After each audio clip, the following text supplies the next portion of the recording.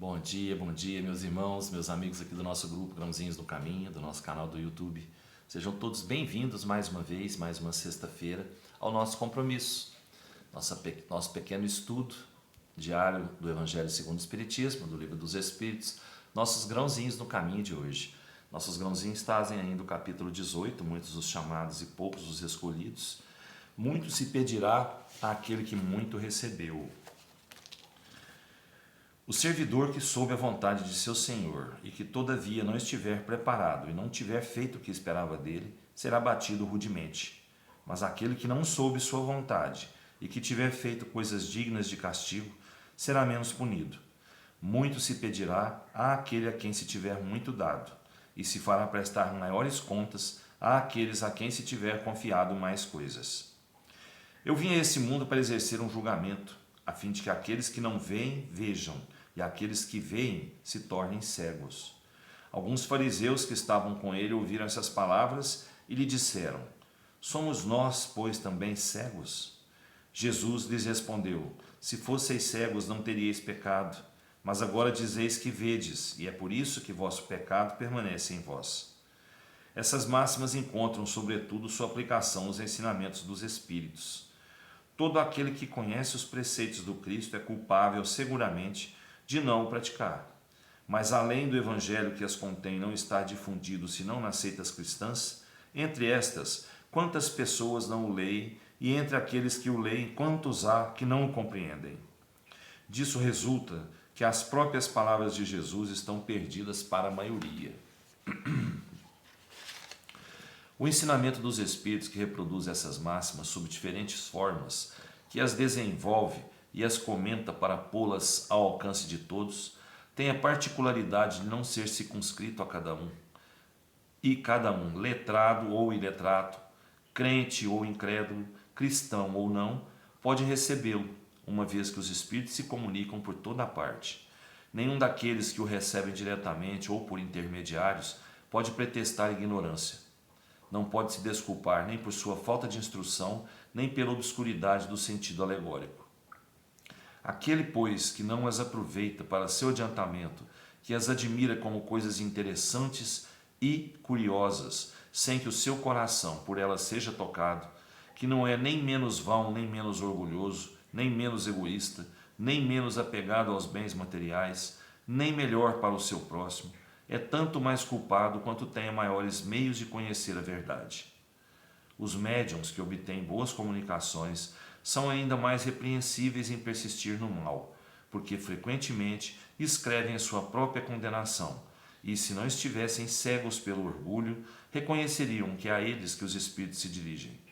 Mas em lugar de tomar para eles as lições que escrevem ou que veem escrever, seu único pensamento é de as aplicar aos outros, realizando assim essas palavras de Jesus: Vedes um argueiro no olho do vosso vizinho e não vedes a trave que está no vosso. Por estas e outras palavras, se fosseis cegos não teríeis pecado, Jesus quer dizer que a culpabilidade está em razão das luzes que se possui. Ora, os fariseus que tinham a pretensão de ser, e que eram, com efeito, a parte mais esclarecida da nação, eram mais repreensíveis aos olhos de Deus do que o povo ignorante. Ocorre o mesmo hoje. Aos espíritas, pois, será pedido muito, porque receberam muito, mas também àqueles que tiverem aproveitado será dado muito. O primeiro pensamento de todo espírita sincero deve ser o de procurar nos conselhos dados pelos espíritos se não há alguma coisa que possa lhe dizer respeito.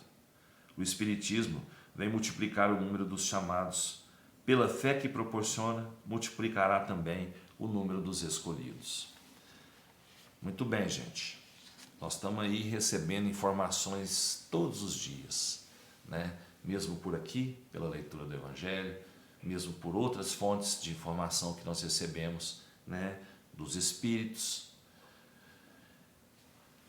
E essas informações, o que nós estamos fazendo com elas? Qual o aprendizado que a gente está tirando para a gente, né? De tudo isso que a gente aprende todo dia? De tudo isso que a gente escuta todo dia, a gente lê todo dia. Qual o aprendizado que a gente está tirando? O que nós estamos praticando de tudo isso que a gente escuta, porque nós seremos cobrados por isso.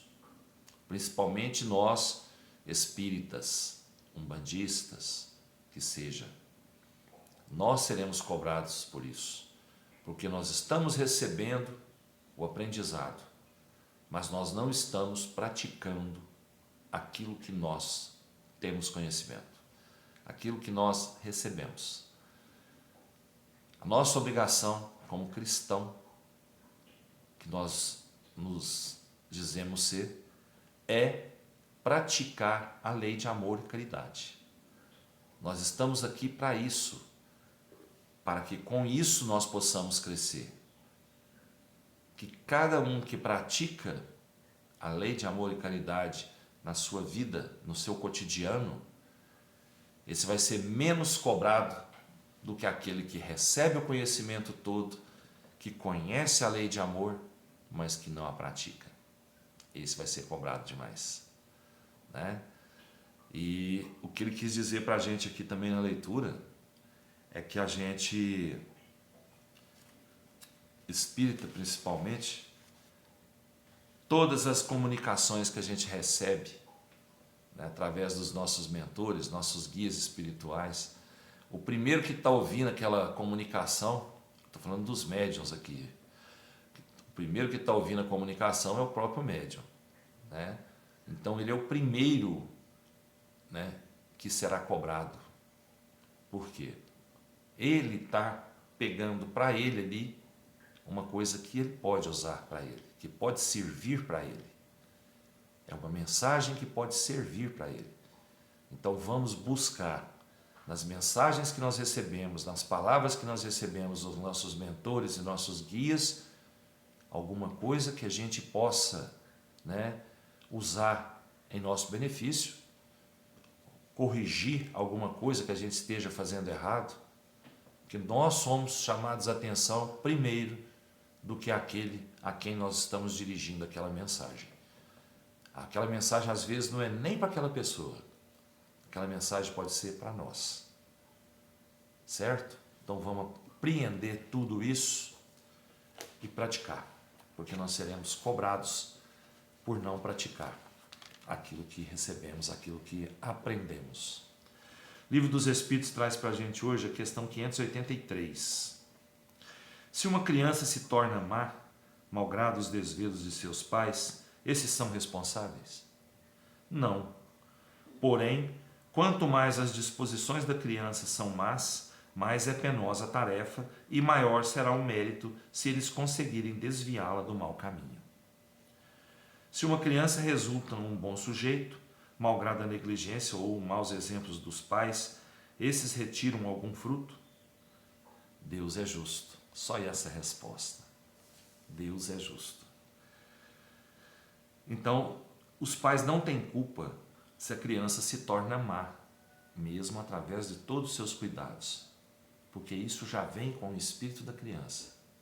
Agora, se os pais conseguem desviar essa criança do caminho ruim, do caminho errado, a luta é dura, mas o mérito é muito maior, o mérito é muito grande, não é? E se uma criança é um bom sujeito, mesmo com a negligência dos pais, né, em não cuidar bem, em não mostrar o caminho, dar maus exemplos, os pais retiram algum fruto disso, dela ter se tornado boa? Deus é justo. Quer dizer, a criança, ela seguiu o caminho do bem, mesmo os pais não mostrando para ela, não dando exemplos para ela disso. Então, o que é que esses pais têm que ganhar com isso? Por essa criança ter seguido o caminho certo, mesmo se eles não cuidaram, não ensinaram isso a ela, né? Deus é justo. Gente, vamos ficando por aqui hoje, desejando a todos uma ótima sexta-feira, de muita paz, de muita luz, muita harmonia, muita alegria nos corações, né? Muita saúde. Vamos lá, vamos trabalhar e agradecer a Deus. Fiquem todos com Ele e até amanhã, se Ele quiser. Eu tenho certeza que Ele quer. Beijo no coração, pessoal.